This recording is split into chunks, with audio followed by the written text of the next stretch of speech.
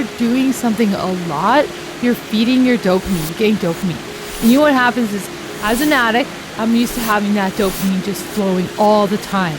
But I'm trying to get sober and clean, which means even though I'm not doing the substance or the act of it, my body is still thinking it's doing it. It's still craving it. It still wants it. And so I could be like cleaning compulsively. I could be working compulsively. I could be out there like trying to get attention from girls and guys. And because I'm needing that dopamine hit. I'm needing the dopamine. And the thing is, when I'm in recovery, is I'm trying to slow that fast ship down. I'm trying to slow it down, and I'm trying to space it out, and I'm trying to make life a little more boring. So 5 years down the road, like compared to my early recovery, where I still was needing dopamine a lot. And now I think it's very intermittent, sporadic, and not often. I've gotten out of the track of needing it, of needing it in a way that you almost plan for it or need it to be okay. And I think you become less dependent on dopamine as you get farther down the road. And it takes winding back all of those things that trigger that dopamine all the time. So like a relationship or flings or casual dating really helps feed my dopamine, and really helps, it keeps me in my addiction. Basically, it keeps me not focused on my feelings. It keeps me not focused on my path. It keeps me distracted. It keeps me feeling like I have a sense of control over something. It's because I don't want to slow down, and I don't want it to be quiet. I'm going to be, when there's not chaos going around and there's not action, when there's none of that, it's because I'm uncomfortable with less dopamine. I'm uncomfortable with quiet, with stable, with peace. As an addict, it's fast paced, whether it's like my life physically is out of control and chaotic, or my emotions, or the dramas that are happening in my life, the things that I create, the problems that I make.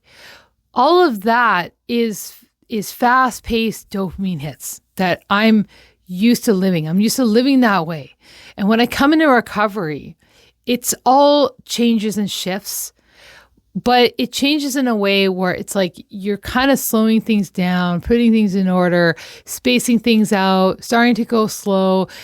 It's okay. Like you start getting used to that you're doing things without getting a dopamine hit, that you're just doing things even though there isn't a benefit at the end of it. There isn't that reward or that instant result all the time that you're used to getting.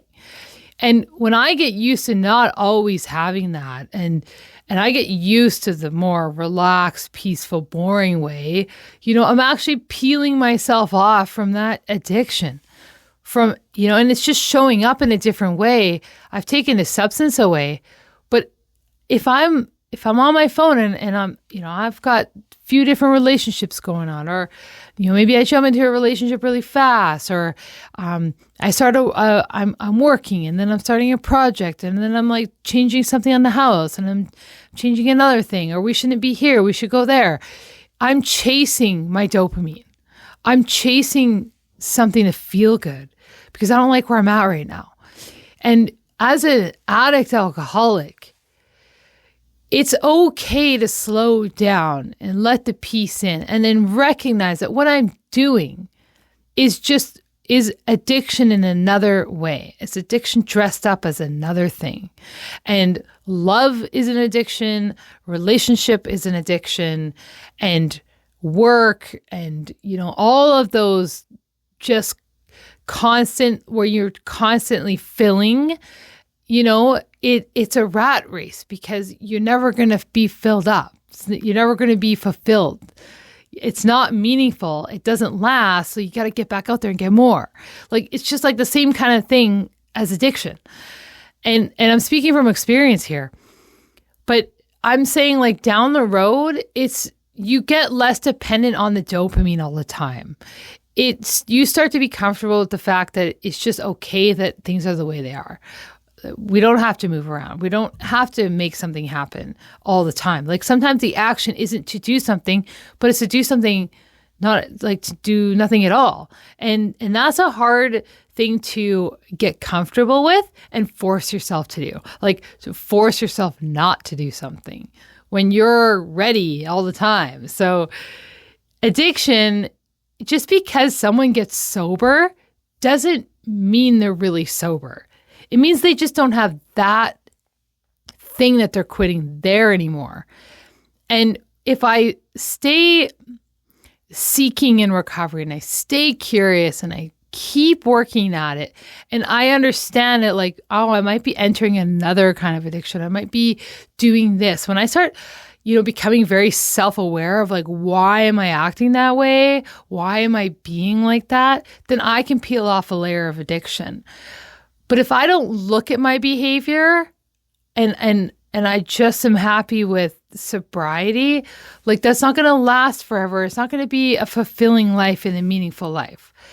I got to look, I got to peel, I got to heal, I got to feel. Like I got to do all the things, do all the feels. And recovery, to have a really healthy recovery is rewarding. But I think as like, a fiending addict, dopamine-driven person, you don't think that about yourself. But if your behaviors are like that, like if you're not able to feel, then you're still in your dopamine. If you're not slowing down, you're in your dopamine. And addiction leads nowhere. It leads you away from yourself. It leads you away from the life that you could have.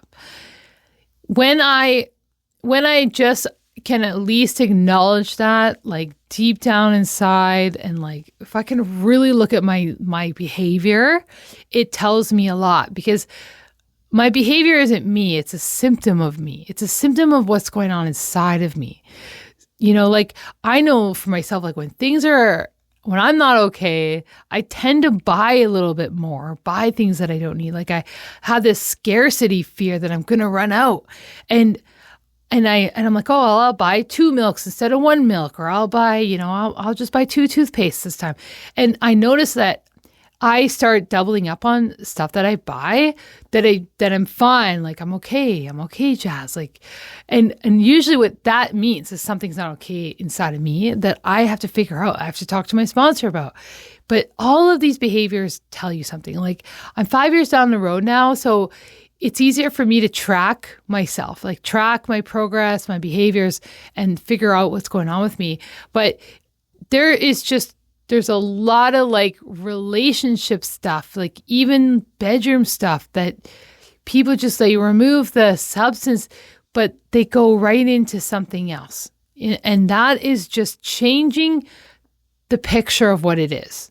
You're just putting on a new mask. You're just putting on a new poster. You're dressing it up differently. It's still the same deeply rooted issues, just drawn up in another way, right? And so addiction is not, you're never done. You're not done because you're not doing the substance.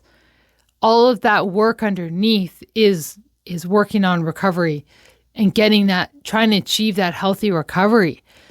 But just because you're sober and you're out there and it's just like constant attention and needing approval and needing people to fill your cup, then you're that addict chasing, right? And chasing a person, chasing a position on the ladder for your job. Like you're in that, and it's so great to be out of that. But if that behavior is showing up for you in your life, then that means there's something to be done. There's some kind of work to be done. So yeah, I don't know. I hope that like sheds some light on some stuff for you guys. So anyways, love you. Bye.